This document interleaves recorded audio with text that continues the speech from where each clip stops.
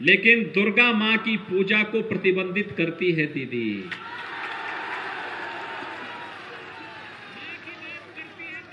मां सरस्वती की पूजा को प्रतिबंधित करती है दीदी,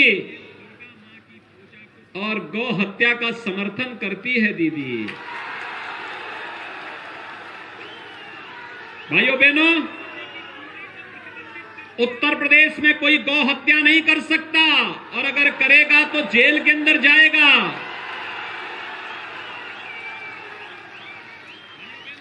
दुर्गा पूजा को कोई प्रतिबंधित नहीं कर सकता, करने वाला जेल के अंदर जाएगा। मां सरस्वती के पूजन को कोई प्रतिबंधित नहीं कर सकता, करेगा तो जेल।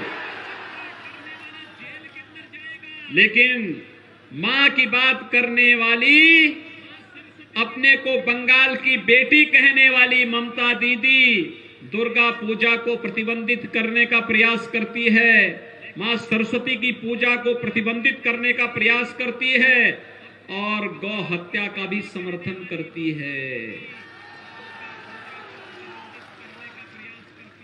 माटी की बात करने वाली दीदी प्रधानमंत्री किसान सम्मान निधि का लाभ किसानों को नहीं देने देती है। बंगाल की माटी को भ्रष्टाचार का पर्याय बनाने का कार्य करती है दीदी। जितना पैसा मोदी जी विकास के लिए भेजते हैं, राज्य सरकार उस पैसे को या तो लगने नहीं देती है, या टीएमसी के गुंडों में बंदर बांट कर देती है। जनता ठगी हुई महसूस करती है। यहां का मानुस अपने आप को ठगा हुआ महसूस करता है, और यही कारण है बंगाल के अंदर जहां कहीं भी हम जा रहे हैं, एक ही अभिवादन का शब्द निकल रहा है, और वह शब्द है जय श्री राम का।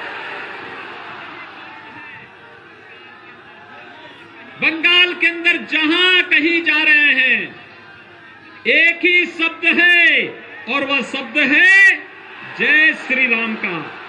भाइयों बहनों, बंगाल एक बार फिर से अंगड़ाई लेने के लिए तैयार है, और मैं यही कहना चाहता हूं कि दीदी आपने तो 10 साल पहले परिवर्तन की बात की थी।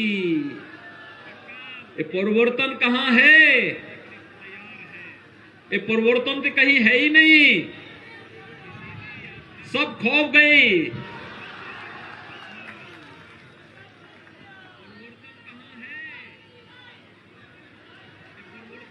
और भाइयों बहनों, यही कहने के लिए हम लोग आए हैं।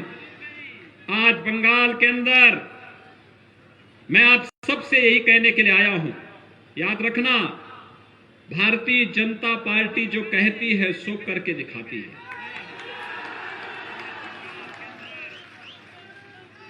देखिए, उत्तर प्रदेश के अंदर,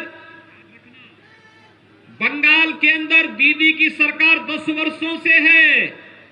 गरीब को मकान नहीं मिला, गरीब को स्वास्थ्य की सुविधा का लाभ नहीं मिला, गरीब को निःशुल्क राशन की सुविधा नहीं मिली, गरीब को कोई सुविधा नहीं मिल रही है, किसान को किसान सम्मान निधि भी नहीं मिला। उत्तर प्रदेश के अंदर मात्र 4 वर्ष से भारतीय जनता पार्टी की सरकार है। 4 वर्ष से, 4 वर्ष में 40 लाख गरीबों को प्रधानमंत्री आवास का सुविधा का लाभ मिला है।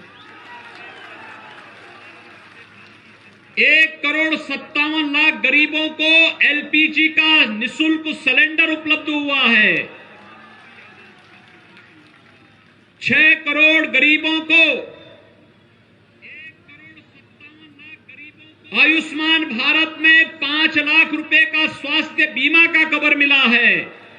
और भाइयों बहनों, 14 करोड़ गरीबों को निःशुल्क राशन की सुविधा नेशनल पोर्टेबिलिटी के अंतर्गत उपलब्ध हो रही है। 2 करोड़ 42 लाख किसानों को प्रधानमंत्री किसान सम्मान निधि का लाभ मिल रहा है। भारतीय जनता पार्टी जो कहती है सो करके दिखाती है। हमने कहा था कश्मीर से आतंकवाद समाप्त करेंगे, आर्टिकल 370 समाप्त हो गई है।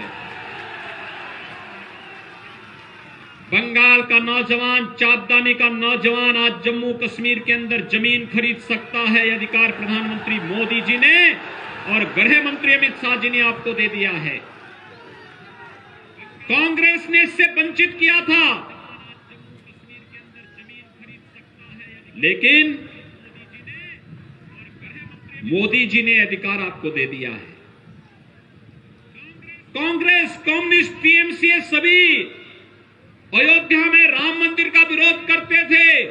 मोदी जी ने अयोध्या में राम मंदिर के निर्माण कार्य का शुभारंभ भी कर दिया है। अयोध्या में भव्य राम मंदिर का निर्माण हो रहा है। तो जो मैं कह रहा था, भाजपा जो कहती है सो करके दिखाती है। और मैं फिर कहने के लिए आया हूं, मात्र 24 दिन बचे हैं। 2 मई को जब चुनाव परिणाम आएंगे तो 2 मई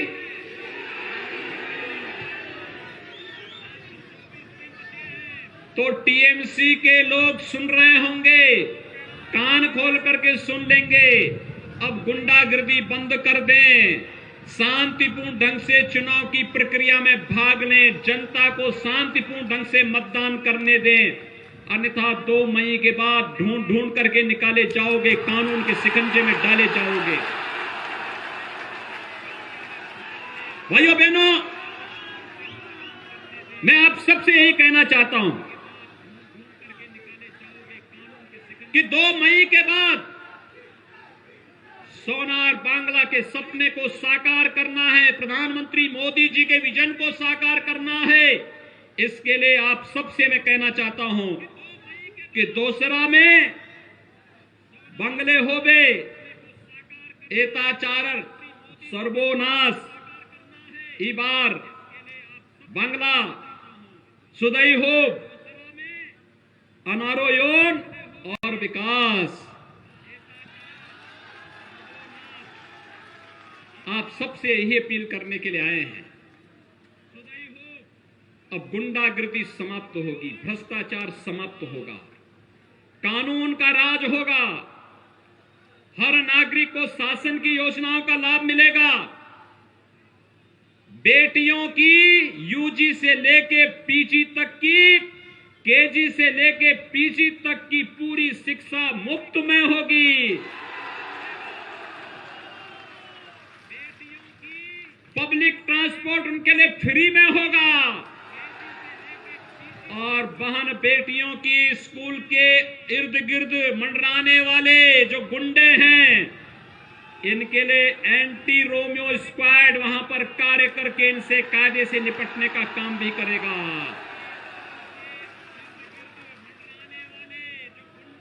इन नौजवानों के लिए रोजगार और नौकरी की सुविधा बंगाल के अंदर ही होगी।